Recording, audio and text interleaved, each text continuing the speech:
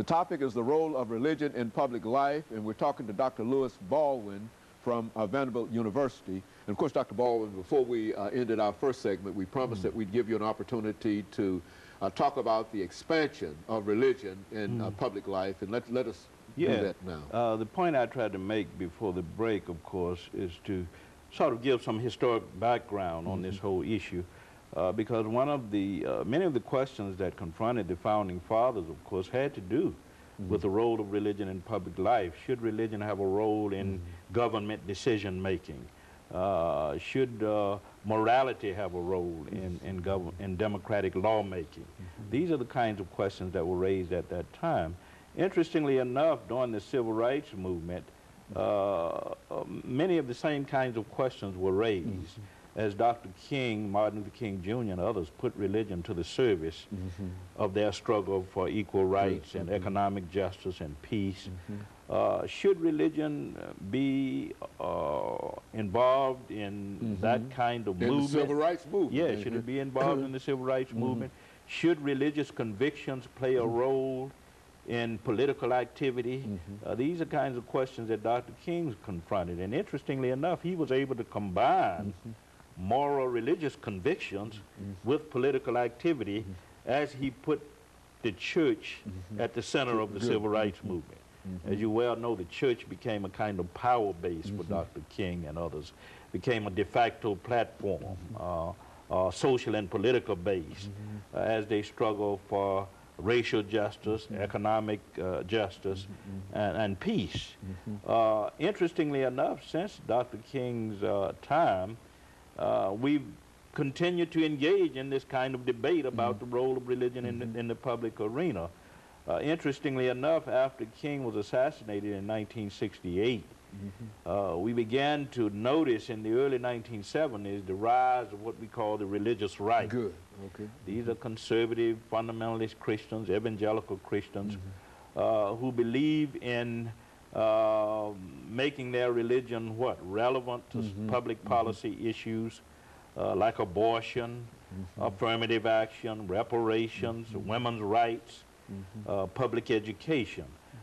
Interestingly enough, in the 1970s, we not only saw the rise of the religious right, or what some call the resurgence of the religious right, we also saw a wedding of the religious and the political right. Okay, good. Meaning that the more conservative politicians on the right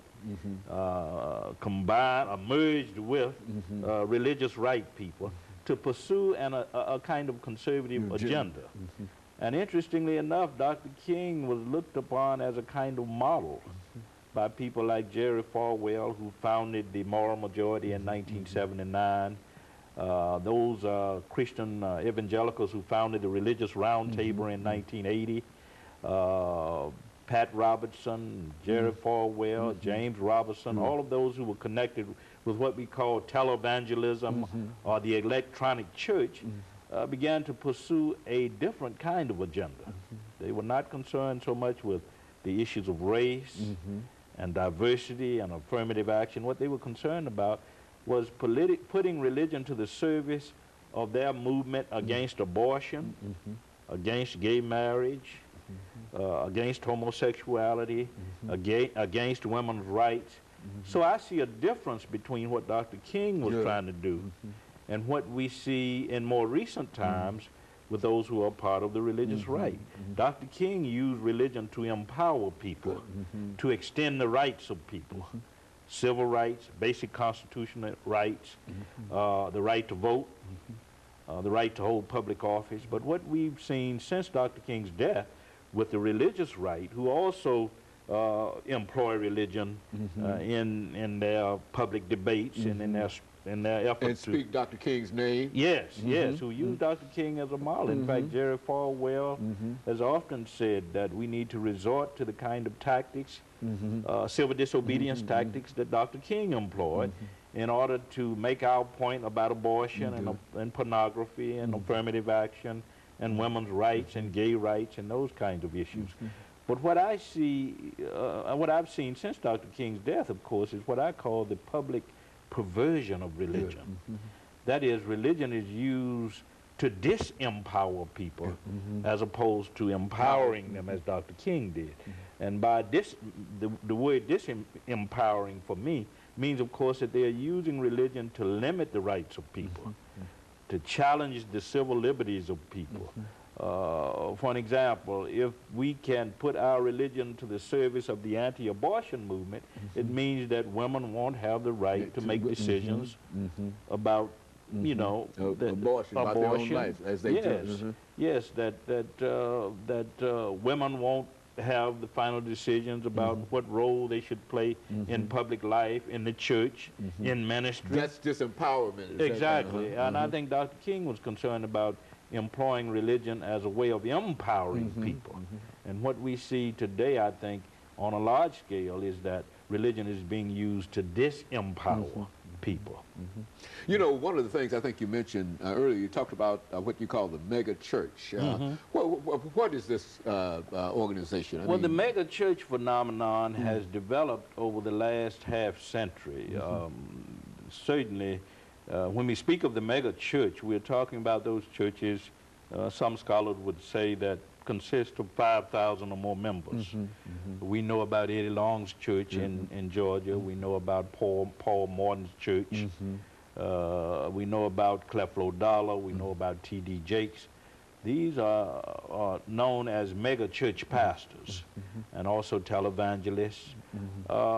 These churches, interestingly enough, are a new and emerging phenomenon in black religious life. And they have not only the numbers, 10, 15, 20,000 members, they also have the personnel, they have the resources, they have the connections, and they are run pretty much like corporations that hew to a strict biblical line. And interestingly enough, the question being raised today by many of us who are church historians or theologians is, what role will the mega church phenomenon, what role will the mega churches play in addressing public policy matters and in public life generally? And one of the problems we find, of course, is that these churches, because they have taken on many of the trappings or the images of the corporation, are not prepared to do the kind of prophetic social witness that Dr. King got involved in. And I think that's one difference between Dr. King and his use of religion in public life and what we are seeing with mega churches today. Very good. And of course, Dr. Baldwin, let me interrupt here for this second commercial break, after which we'll come back and we'll have you to elaborate upon the distinctions that you find between these large churches and traditional religion. And of course, we'll be back with our audience following this very, very short commercial break.